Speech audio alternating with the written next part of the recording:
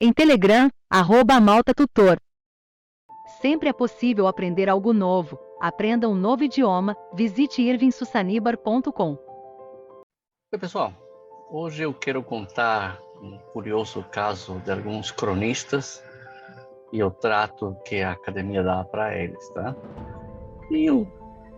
Vocês verem mais ou menos com o que temos na mão, né? E o que acontece no mundo, tá bom? É o caso do padre Fernando de Montesinos.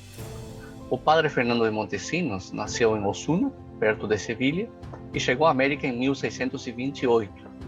Ele percorre então era o virreinato do Peru, o vice-rei, né? O vice-reino do Peru, que na época, né, em 1628, era boa parte do continente sul-americano, né?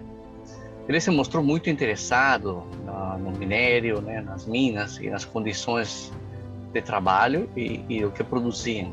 Esteve em Potosí, que hoje é a Bolívia, e era um dos lugares mais ricos, né, do reino espanhol.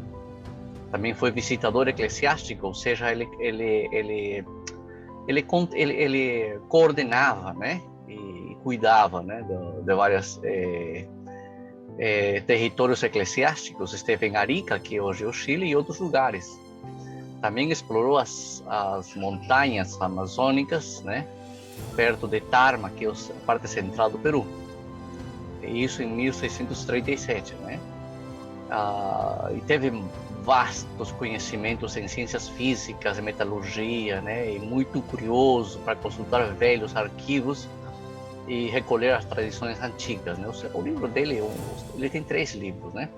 Bom, depois disso ele foi para o norte do Peru, Cajamarca, também agora como juiz eclesiástico, e ali a sua curiosidade levou ele a visitar o famoso Quarto do Resgate, né? Onde esteve preso o último Inca Atahualpa. E quando ele ofereceu para Francisco Pizarro, né, encher esses quartos até a marca onde levantava o braço de ouro. E realmente deu, né? Depois ele volta à Espanha, tá? Em 1644 e dirigiu um memorial ao rei Felipe IV, pedindo uma pensão pelos seus serviços, porque ele queria voltar para as Américas e continuar as suas pesquisas, né? Ele é autor de 3 livros, tá?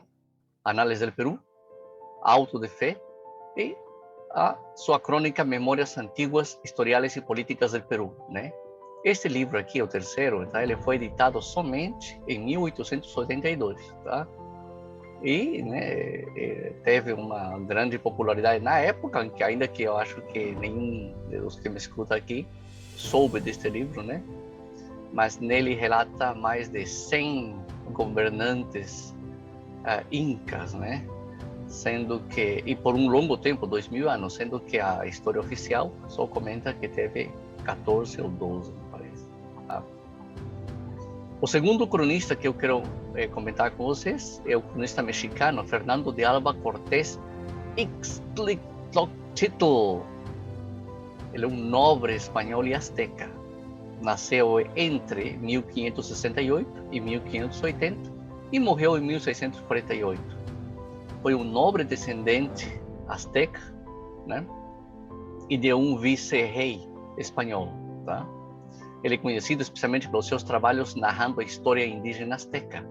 Alva Cortés Ixtlilxochitl era descendente direto de Ixtlilxochitl I e Ixtlilxochitl II, que tinham sido, né, Tlatoque, ou seja, governantes, né, e Texcoco, também governantes, né, descendente de um avô indígena e 3 avós espanhóis. Ele foi um aluno distinto no Colégio Imperial de Santa Cruz de Tlatelolco, onde foi educado em náhuatl e espanhol. Ele viveu, né, em San Juan de Teotihuacán entre 1600 e 1604 e ele teve, ao longo da sua vida, né, teve uma vida muito austera, na verdade, mas muito intelectual, né? Até cargo público exerceu. Ele tem um livro dele, um livro bastante famoso, que é Relação Histórica de la Nación Tolteca. Esses autores são apresentados muitas vezes como a fonte fidedigna quando se trata de costumes, quando se trata até de datas, né? De dados históricos, né? São muito apresentados, muito respeitados. Mas o que acontece quando esses mesmos autores citados mencionam textos como os seguintes? O padre Fernando de Montesinos nos diz no seu livro: a este tempo, segundo he podido averiguar, seriam mais ou menos 600 anos depois do dilúvio. E nesse tempo, essas terras se encheram de moradores. Muitos vieram pelo que hoje é o Chile, outros pelos Andes, outros por terra firme e pelo Oceano do Sul. Como se povoaram as costas, e se povoaram as costas desde a ilha de Santa Helena e Puerto Viejo hasta Chile. E o cronista o Fernando de Alba nos diz no seu livro também, e disse que antiveram 104 anos por diferentes partes do mundo até chegar à sua pátria, e que tinham passado 520 anos desde que o dilúvio tinha acontecido, que são as 5 idades, e tinha se cumprido 1715 anos depois do dilúvio, que foram destruídos por um grandíssimo furacão que levou tudo, as árvores e os grandes edifícios. Como vem, os dois cronistas, eles dois aqui, não se conheceram, foram contemporâneos, mas nunca se encontraram, nunca trocaram e-mails nem WhatsApp, mas eles escreveram quase a mesma coisa. E por que quase a mesma coisa? Porque foram de fontes distintas, mas as duas fontes beberam da mesma origem, que foram os primeiros habitantes na América. Mas espera, tem mais 2 casos que eu quero te mostrar. Os outros 2 cronistas que eu quero apresentar para vocês hoje, o primeiro é Diego de Rosales, nasceu em Sevilha, nasceu em Madrid, desculpem, a via de Madrid, né? Ao início do século XVII, ou seja, 1600, né? Não sabemos exatamente tudo para ele, mas deve ser por volta de 1605, né? Entrou na Companhia de Jesus, ou seja, um jesuíta, como Fernando de Montesinos, tá? E se presume que ele pertencia a uma família de classe boa, acomodada, né? De bons recursos econômicos. Estudou em Madrid e entrou na Companhia de Jesus, tá? E depois, em 1625 ou 26, chega às Índias, ou seja, a América, especificamente a cidade de Lima. Ainda não era sacerdote, estando em Lima, ele se ordena sacerdote, e nesse entonces Lima era a capital jesuítica do vice-reino, né, das Américas, e ele foi para a região de hoje é o Chile. O outro cronista de hoje é Antônio de la Calancha. Antônio de la Calancha era um filho de um andaluz titular de uma encomenda, ou seja, tinha um território aqui na América, Capitão Francisco de la Calancha e Dona Maria de Benavides. Aos 14 anos entrou, ele vestiu os hábitos agostinianos no convento da sua cidade natal. Ele então foi para a escola da sua ordem chamada San Ildefonso em Lima, no Peru, que hoje o Peru, naquele tempo, era a capital do Império Espanhol aqui nas Américas, e formou-se em teologia na Universidade de São Marcos, também em Lima. Leu os manuscritos inéditos de cronistas como Polo de Ondegardo, Miguel Cabello de Balboa, Fernando Bedaño e Paulo José Arriaga, e coletou crenças e costumes populares. Mas o que acontece quando esses mesmos autores citados mencionam textos como os seguintes? Assim, o padre Rosales nos diz o seguinte, né? Em algumas montanhas muito altas, que com o tempo foram se derrubando, acham-se, ou se vêem, né, multidão de conchas marinhas incorporadas nas montanhas, nas pedras, né, que estão muito longe do mar. E isso ainda está no cume das montanhas, né? E por isso, disse aqui, ele vejo, tá, que